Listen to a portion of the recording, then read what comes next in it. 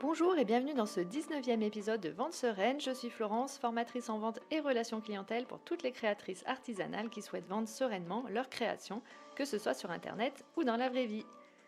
Alors aujourd'hui, je vais aborder le sujet de la relation client, mon thème chouchou, et je vais te partager une anecdote pour te montrer ce qu'une bonne relation client peut apporter dans ton activité, quels avantages et quels bénéfices tu peux en tirer.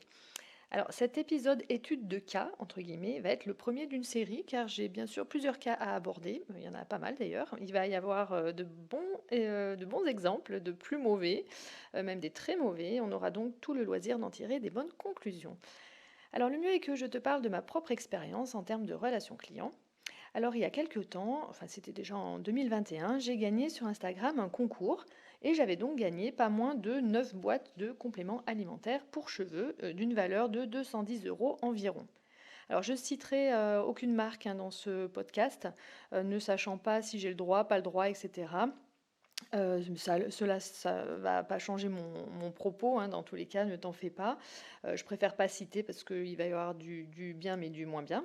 Donc une fois que j'ai eu donné mes coordonnées pour recevoir mon colis, j'ai été agréablement surprise, car j'ai reçu un premier mail me traitant comme une cliente finalement qui avait commandé avec un message de bienvenue, ma facture, mais à 0 €, et oui, comme j'allais recevoir le colis. Donc j'ai eu un message pour me dire par quels moyens, etc. Donc le message d'accueil était plutôt appréciable.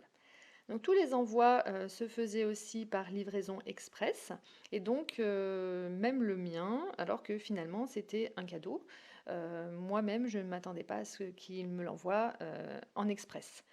Car une livraison express, eh ben, ça coûte un bras. Donc n'étant pas cliente, je ne m'attendais même pas à ce type d'envoi. Mais bon, c'était sans compter sur le service toujours très efficace de la livraison express. Donc pour pas nommer du service de qui vous savez, qui fonctionne toujours très bien. Donc je reçois pas mon colis dans les temps impartis, voilà. Et donc après plusieurs vérifications et d'attente d'un ou deux jours, je crois, je contacte le fameux service de livraison déjà. Donc rien que ça a été un défi en soi. Donc je te passe le temps à avoir quelqu'un. Une fois que j'ai eu ce quelqu'un, il s'avère que on est incapable de me dire où est mon colis et savoir si je l'aurai même un jour. Alors bon, pour aujourd'hui, je te passe le sujet de la relation clientèle au sujet de cette fameuse livraison express, parce que là, c'est pas le sujet du jour pour le coup. Je vais rester sur une note positive et différente dans cet épisode. On aura le loisir de voir d'autres soucis, mais clairement, je pourrais en faire un épisode étude de cas et voire même plusieurs. On est sûrement d'accord là-dessus. Bref, je décide d'en faire part à la marque finalement qui m'avait envoyé mes produits. Je leur envoie un mail que j'ai trouvé rapidement, ça c'est une bonne chose aussi. Donc à peine mon mail envoyé à la marque, donc je reçois une réponse du service client qui me dit que ma demande est bien prise en compte. Donc un vrai mail personnalisé à mon intention, pas un mail de retour automatique, mais bon en soi, ça se fait aussi, c'est un peu plus impersonnel, mais ça rassure quand même quand on reçoit tout de même ce genre de message. Donc ça c'est important et que la personne en charge de ma demande revient vers moi rapidement dès qu'elle aura échangé avec le service de livraison express. Donc je ne sais plus le temps qu'elle a mis à me répondre à nouveau, mais c'était tout à fait raisonnable et correct. Et elle me dit que effectivement le service de livraison ne sait pas où est mon colis. Donc plutôt que de l'attendre, la marque allait me renvoyer, toujours en livraison express, un nouveau colis. Et eux, ils s'occuperaient de récupérer le premier qui était perdu. Donc plutôt surprise et ravie que le problème se solutionne plutôt rapidement, bien que j'étais, je t'avoue, moins stressée de ne rien recevoir tout simplement parce que j'avais pas payé, c'est tout bête, mais quand ça arrive et que tu as 200 € dans le vent, c'est pas la même histoire. Mais bon, dans tous les cas, pour la marque, c'est pas cool, parce que pour la marque, ce sont des frais supplémentaires. Donc, et puis je reçois un autre mail juste derrière celui-ci finalement qui me dit qu'en fait ils sont en rupture de stock et ils peuvent, si je souhaite, m'envoyer un lot de 3 boîtes qu'il leur reste, mais que les 6 autres boîtes seront envoyées dès le retour de stock disponible. Donc la marque finalement était prête à me renvoyer un second colis express pour que j'ai tout de suite mes 3 premières boîtes, puis finalement un troisième colis quand il y aura le retour de stock. Bon là je les ai remerciés, mais je leur ai dit d'attendre le retour de stock disponible pour tout m'envoyer en même temps, en une seule fois. J'étais pas pressée et qu'entre-temps, s'ils recevaient le premier colis, ma foi, tant mieux s'ils recevaient le colis perdu. Donc bon, bah, ça, j'avoue, j'ai jamais eu l'info, de savoir s'ils avaient récupéré. Ça, c'est leur problème, entre guillemets, finalement, en interne. Dans tous les cas, elle m'a renvoyé un mail pour me dire que ça les dérangeait vraiment pas, hein, de le faire. Mais bon, moi, j'ai pas voulu abuser, donc j'ai attendu mon colis quand il y a eu le fameux retour de stock, qui est revenu d'ailleurs assez vite. Et donc, j'ai reçu mon colis en express cette fois-ci. Alors, voilà, on a posé le cadre. Donc, il y a plusieurs morales à cette histoire, hein, je dirais d'ailleurs. Donc, premièrement, trouver un contact rapide quand on a un souci ou une question, c'est un premier point rassurant pour le client. Que ce soit une adresse mail ou un numéro de téléphone, enfin voilà, disponible, hein, j'entends en plus le numéro de téléphone, un contact qui doit être facile à trouver pour le client. Et donc, deuxième point, avoir une réponse rapide. Quand on travaille avec une clientèle, hein, la rapidité de réponse est un élément aussi important, surtout quand le client a un souci. Ça, c'est un deuxième point rassurant à la rapidité de réponse pour le client. Que l'on soit une petite marque, entre guillemets, hein, ou une grande marque, c'est un point à ne pas négliger. D'ailleurs, d'autant plus quand on n'avait pas encore une marque connue. Car si le client a un souci, que ce soit de livraison, de paiement sur ta boutique en ligne, etc., il a besoin d'autant plus d'être rassuré. Il ne connaît pas ta notoriété, pardon. Il te fait confiance sans savoir finalement qui tu es, si tu es une marque loyale et sincère. Donc encore une fois, comme je le dis souvent, très souvent, toujours en fait, c'est de se mettre à la place du client.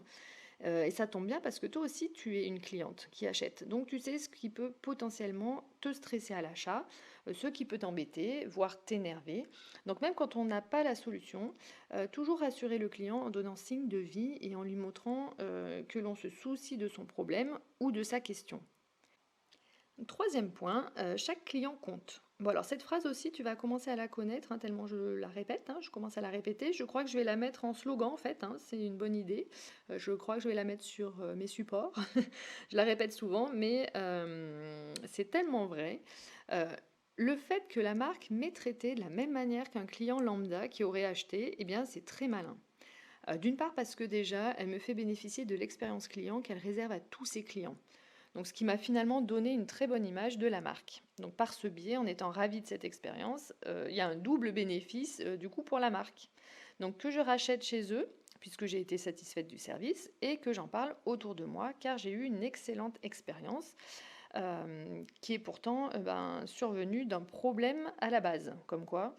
Donc, car si mon colis était finalement arrivé en temps et en heure, j'aurais peut-être remarqué qu'on me traitait bien hein, par la réception des mails de bienvenue, etc. Mais j'aurais pas vu finalement l'efficacité de leur service client.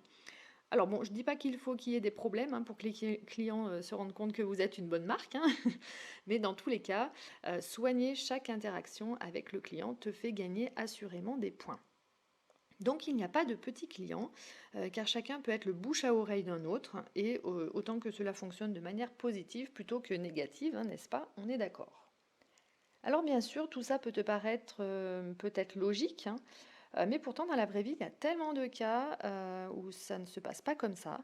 Il y a des marques qui font la sourde oreille, qui ne répondent pas tout de suite, parce que pas envie, certainement, ou gênées, ou parce qu'elles ne savent pas quoi répondre, ni comment, ou parce qu'elles se disent, bon, ben, un perdu, disent de retrouver, voilà, on va répondre vite fait quand on aura le temps, ou qu'elles répondent carrément à côté de la plaque. Ça, j'ai aussi des exemples. Bref, pour certaines personnes et donc certaines marques, la relation client doit se travailler pour qu'elle devienne naturelle par la suite et pour qu'elle puisse vendre sereinement et que le client soit serein lui aussi. Et bien sûr, bon ben écoute, je suis là si tu as des questions à ce sujet sur la relation clientèle. Je prépare de mon côté une formation qui devrait sortir dans les prochaines semaines. Tu peux me retrouver sur Instagram où je suis la plus active pour me dire ce que tu penses de cet épisode. Si tu souhaites d'ailleurs d'autres épisodes études de cas, j'en ai prévu, mais voilà, si tu en veux d'autres par la suite. Tu peux également laisser un commentaire sous la vidéo YouTube. En attendant, je te souhaite une belle journée ou une belle soirée selon ton heure d'écoute et je te dis à bientôt pour un prochain épisode.